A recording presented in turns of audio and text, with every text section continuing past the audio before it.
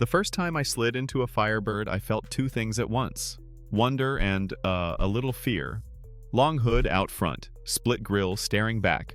Those scoops look like they breathe. It's drama on wheels. And yeah, that vibe is why people still chase these. Decades later, the shape still whispers go. The funny part is, the heart of it is simple. It shared the F-body bones with the Camaro for like 35 years, which means tons of parts cross over. That's a big reason these survive. You can keep one running without begging a museum for help. The culture helps too. Movies, clubs, meetups, late-night parking lot stories. All that turned the Firebird into an icon, not just a car. I've seen folks buy one with their head saying no and their heart saying please. I've done that math myself and, I still don't totally regret it. If this sounds like the kind of messy but real talk you want more of, that's what we do here at Recall Roadmap with Morgan, so yeah, subscribe if you want in. We'll be friends in the comments and keep your car safer. So here's the thing I had to learn the hard way. The cult isn't just nostalgia, it's design plus parts plus people. That triangle keeps these birds flying. Ready to see which years feel smart, what to inspect fast, and what to skip before you catch feelings? What pulled you to the Firebird first? The look, the sound, or the story? Stick with me, because the next part might save you from buying a headache. Okay, let's talk shopping without the rose glasses. I break Firebirds into simple buckets. Early classics for the pure look. Later cars for easier parts and modern manners. The platform ran a long time, and because of that Camaro overlap, mechanical bits are widely shared. That is huge for DIY. If you want stronger stock power and better factory tech, the late run with the LS Series V8 shows up on a lot of shortlists. If you want a chill cruiser, the smaller engines can be fine and cheaper to buy. Transmissions like the 4L60E show up often in the 90s, and regular service is your friend there. Now the street stuff to check. Open the doors and look hard at weather seals, especially T-tops if it has them. Owners trade leak stories like baseball cards, so bring a light and run your fingers along the seals and headliner. Underneath, scan the subframe areas, rocker edges, quarter panel lips, and floor pans for bubbling or soft spots.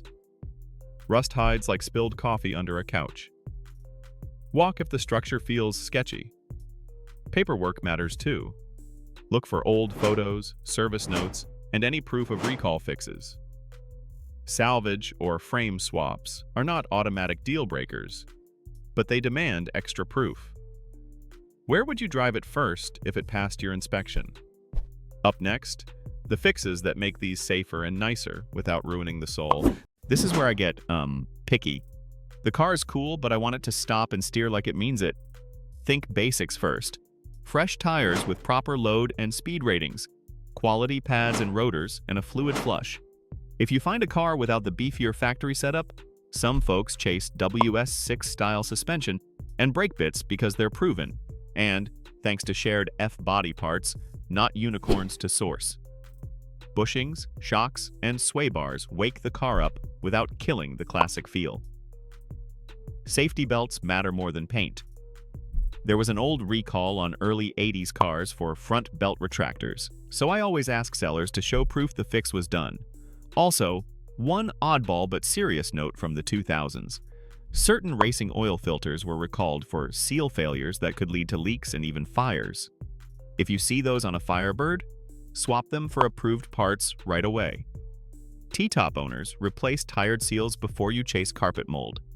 And yeah, follow your local safety rules when you upgrade. I used to think upgrades would ruin the charm, but the right ones just let the car be itself with less drama. What upgrade would make you trust the car on a long rainy drive? Next, I'll tell you the moment I almost walked away from my favorite one, and why I didn't. Here's my small confession.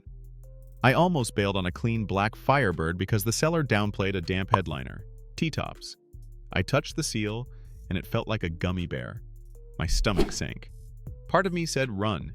The other part said, you know this platform, you have the tools, and you've seen worse. I made a plan. New seals, careful drain clean out, cabin dry out, then fluids and a full brake service. The shared F-body parts made it boring in a good way. No hunting ghosts. I drove it a week later and it felt like a promise kept. Not perfect, safer. That's the goal. If you're shopping, download our used Firebird inspection sheet in the description and take it with you. Check for recall work, look for real service history, and keep your budget honest. If this felt helpful and you want more of this simple, safe car stuff, hit subscribe and stick around. We do recalls, buyer traps, and smart fixes every week. Thanks for watching and hanging out with me. I appreciate your time more than you know. Queue up the next episode about leak hunts and brake feel so you can spot trouble faster. One last thing before you go. What kind of driver do you want your Firebird to make you become?